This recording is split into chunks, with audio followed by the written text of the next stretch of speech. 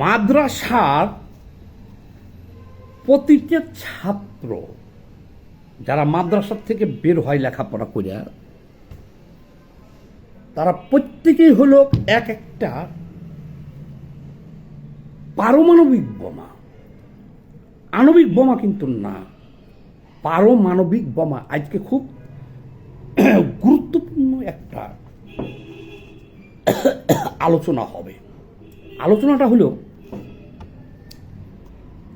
এই পৃথিবীতে সবচেয়ে সাহসী ডেঞ্জারাস সৈনিক হইল তারা যারা মাদ্রাসায় লেখাপড়া করে বের হয়। তারা আমেরিকান সৈন্য বলেন, অস্ট্রেলিয়ার সৈন্য বলেন, লন্ডনের সৈন্য বলেন, চীনের সৈন্য বলেন, ভারতের বলেন, যে কোনো দেশের সৈন্য বলেন, এদের কাছে তারা কিছুই না। মাদ্রাসার থেকে যারা লেখাপড়া করে বের হয়, এই প্রত্যেকটা ছাত্রই এক একটা বীর সেনানী। তারা সেনাবাহিনীতে না যাক, বেকার থাক, ঘুরে বেড়াক, তারাই এই পৃথিবীর সবচেয়ে বড় যোদ্ধা। সবচেয়ে বড় যোদ্ধা তো হলো তারাই যাদের মৃত্যু ভয় থাকে না, এক। নাম্বার দুই, যারা মনে করে, মনে প্রাণে লালন করে যে তারা ইসলামের নামে বা ইসলামের জন্য কিছু করিয়া, সেটা হোক সহি বা অসহি, তারা যদি মরতে পারে তাহলেই তারা বেহেশত এবং 72 হুর গোলেমান সরাব। এখন আবার এরা এটা নিজেরা বাড়াইছে কিনা আমি হাদিস কোরআন তো জানি না। এখন বলতেছে 72,000 হুর, আগে বলতো 72 জন। তো যাই হোক, মাদ্রাসার পুরো প্রত্যেকটা ছেলে শহীদের তামান্না নিয়ে ঘোরাফেরা করে। তারা মাদ্রাসা থেকে বের হওয়ার পরে শেখ হাসিনা গণ অভ্যুত্থানের সময় যে একটা ভিডিও ভাইরাল হয়েছিল, দেখছিলেন? স্বরাষ্ট্রমন্ত্রীকে আইজি সাহেব বলতেছে যে স্যার, যেটাকে গুলি করি সেটাই পড়ে, বাকিগুলো সামনে বাড়ে। এটা হলো মাদ্রাসার ছাত্র, এরা হলো জিহাদি। মাদ্রাসাতে কি লেখাপড়া করা হয় বলেন? মাদ্রাসায় জান আপনারা কেউ? সাইডে কি পড়ায় না পড়ায় সেটার কথা আপনি বাদ দেন, কিন্তু মূল তাদের মাদ্রাসায় একটা শিশু থেকে 25 বছর বয়স পর্যন্ত মাদ্রাসায় তাদেরকে যে জিনিসটা লেখাপড়া করা হয় সেটা হলো শহীদ হইতে পারলেই জান্নাত,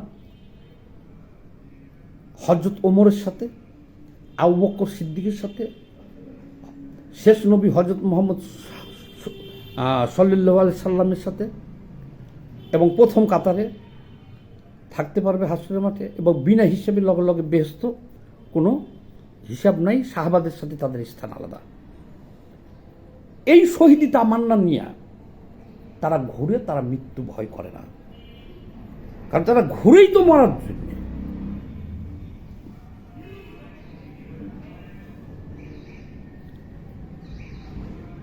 বাংলাদেশে এই যে এখন যে দক্ষিণপন্থীদের আপনারা বলতেছেন যে জঙ্গি, এরা ভালো কথা, জঙ্গি মানেই তো যোদ্ধা। তাহলে এই যে যোদ্ধারা,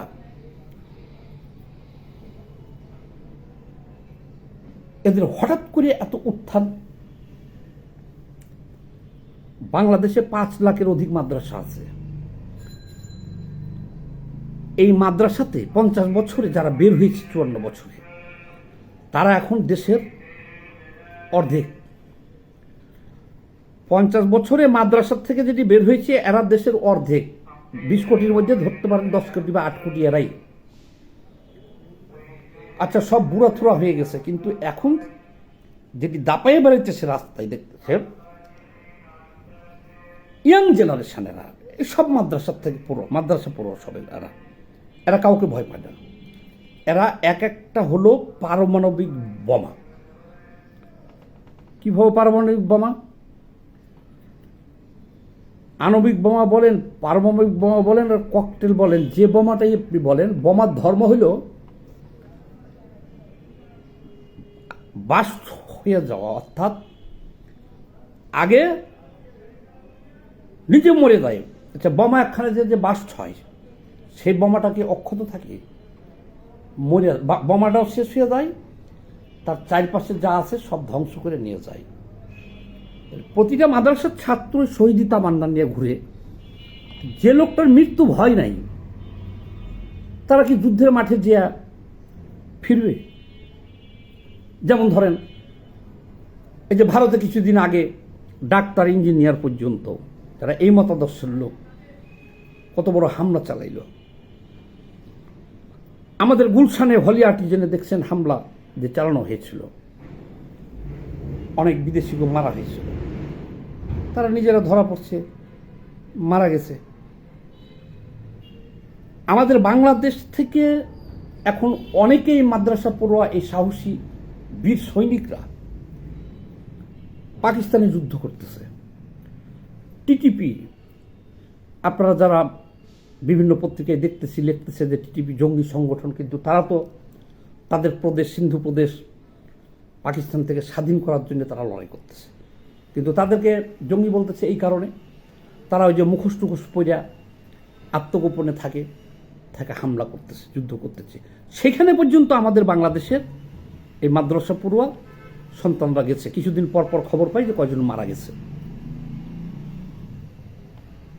হামাস যোদ্ধার মধ্যেও বাংলাদেশের আমাদের এই মাদ্রাসা পড়ুয়া ছেলেরা আছে ওখানে। তালেবান যোদ্ধাদের সাথে আমাদের বাংলাদেশের মাদ্রাসা পড়ুয়া এই বীর সৈনিকরা আছে। খালি আছে যে তা না, সেখানে বাংলাদেশ থেকে অনেক অনেক সংখ্যায় যখন যুদ্ধ চলে আমেরিকার বিরুদ্ধে, যখন যুদ্ধ চলে, রাশিয়া যখন ওখানে ঢুকছিল, ভারত ঢুকছিল, তখনও বাংলাদেশ থেকে অনেক, এই যে মুফতি হান্নান টান্নান সহ আমাদের দেশের অনেক যোদ্ধা ওখানেও গেছিল যুদ্ধ করতে।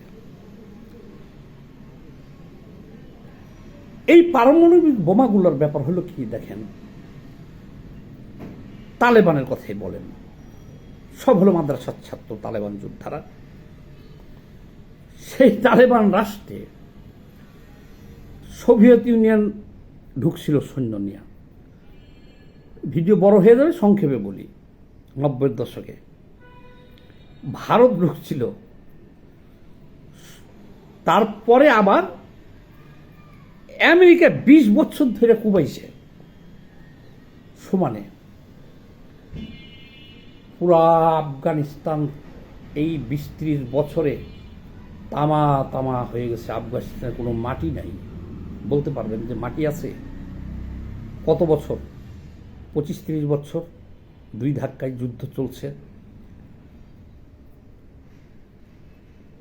অর্ধেক তালেবান যোদ্ধা, অর্ধেকের বেশি, 70% মরে শেষ হয়ে গেছে।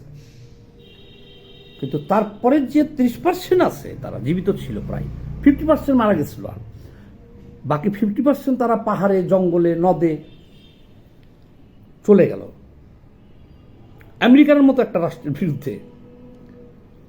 তারপরে শেষে কি হয়েছে?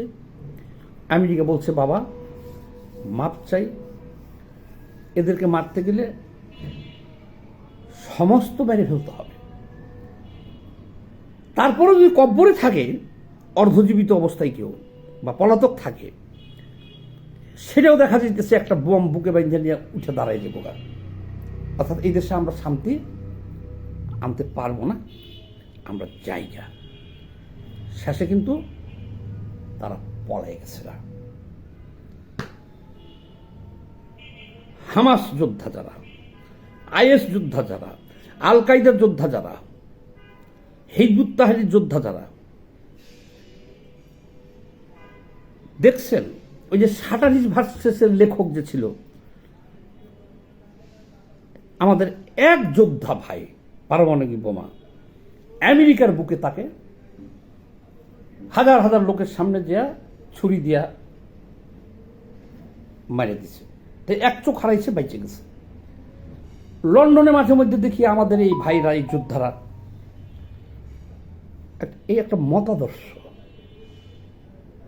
যে নিজে মরলেও যদি ইসলামের জন্য, তারা মনে করে ইসলামের জন্য যদি একজনকে হত্যা করতে পারি কোনো রকম, বা হত্যা করতে যে নিজে শহীদ হয়ে দিতে পারি, তাহলে আমি চলে গেলাম বেহেশতে, আর এই পৃথিবীর দুঃখ দুর্দশা বালাই নাই। সারা বিশ্বের যেখানে যেখানে আছে এই মতাদর্শের লোক, বলেন তো কোথায় তারা ভয়ে পালাইছে, কোথায় স্যালেন্ডার করছে? পাকিস্তানে করছে, আফগানিস্তানে করছে, সিরিয়ায় করছে, লেবাননে করছে, ওই ফিলিস্তিনে করছে, হ্যাঁ ইরাকে করছে, লিবিয়া করছে না। এই মতাদর্শের যারা আছে যোদ্ধা, সারা বিশ্ব একদিকে হলে তারা ডরায় না, ডরাবে না, কারণ তারা ঘুরেই শহীদের তামান্না নিয়ে। প্রত্যেকে একটা পারমাণবিক বোমা, নিজে বিস্ফোরিত হবে, আশপাশে যা আছে সব ধ্বংস করে জান্নাতে চলে যাবে। তাহলে এখন বাংলাদেশে এদের সংখ্যা অসংখ্য। ওই যে বললাম, এই যে 5 লক্ষ মাদ্রাসা থেকে বাংলাদেশ থেকে প্রতি বছর যে বেরোতেছে, দেখেন না এখন এই সমস্ত তরুণ যুবক, আমাদের এই যোদ্ধারা যারা আছে, সবার মুখে দাঁড়িয়ে, মাথায় টুপি, লিল্লাহে তাকবীর, আল্লাহু আকবার, শহীদের তামান্না নিয়ে যারা ঘুরতেছে, এদেরকে ঠেকানোর মতো কোনো ক্ষমতা আমি তো দেখি না এখন। এই যে ভারতকে খেয়ে বলতেছে, তাদের তো ওই হিসাব নাই। আমরা যে হিসাব করতেছি, আমরা ভয় পাই, আমরা হিসাব করতেছি যে তারা বম মারবে, পারমাণবিক বোমা আছে, অনেক অস্ত্রশস্ত্র আছে, বড় রাষ্ট্র, এরা আমেরিকা সহ খেয়ে ফেলতে চাইতেছে। এরা কারণ কি? ওই যে বলছি যে প্রত্যেকেই এই থিওরি বা এই চেতনা, এই আদর্শ তারা ধারণ করে। এখন বাংলাদেশে বলতেছে আমাদের এই যোদ্ধারা, যারা 7 সিস্টার খাইতে চাইতেছে, দিল্লি খাইতে চাইতেছে, এই যোদ্ধারা এখন বলতেছে প্রতিদিন যে আমরা ভারতের পারমাণবিক বোমা আমরা খাবো, খেয়ে ফেলবো। এই ভিডিও দেখেন ভাইরাল হয়েছে। আরো একটা বড় কারণ বলে দিই, দেখেন যে এদের হাতে অফুরন্ত সময়। দেখছেন সভা সমাবেশ মিছিলে অন্যান্য দল শুনি লোকজন ভাড়া করতে হয়, বা দলীয় কর্মীদের খরচ দিতে হয়, এই করতে হয়। কিন্তু এই মাদ্রাসা পড়ুয়া এই যে এই বাহিনী, এদের দেখেন মাদ্রাসা থেকে লেখাপড়া শেষ করার পরে খুব বড়জোর একটা মসজিদে ইমামতি করতে পারে, বা একটা মাদ্রাসায় শিক্ষকতা করতে পারে। আর সবই তো বেকার। যাদের বাপের হোটেল আছে, বাপের হোটেলে খায়, আর না হলে ঘুরে ফিরে খায়। কেউ তাবলিগ জামাতে যায়, কেউ মসজিদে শুয়ে থাকে, কেউ বড়জোর একটা হয়তো মুদির দোকান 2-1 করে এখানে সেখানে। আর বাকি সবাই, এত মাদ্রাসায় কি চাকরি আছে বলেন? বের হওয়ার পরে নিজেই চেষ্টা করে একটা মাদ্রাসা করার জন্য। তে অর্থাৎ মাদ্রাসা থেকে বের হওয়ার পরে প্রত্যেকটা ছাত্রই চেষ্টা করে একটা মাদ্রাসা করতে, এবং বন্ধু বান্ধব আরও মাদ্রাসার 10 জন রেখে দিতে সাথে, আর 5 জন সাথে নিয়ে একটা মাদ্রাসা করতে, এটি চালাইতে। এই তো ইহজগতে তাদের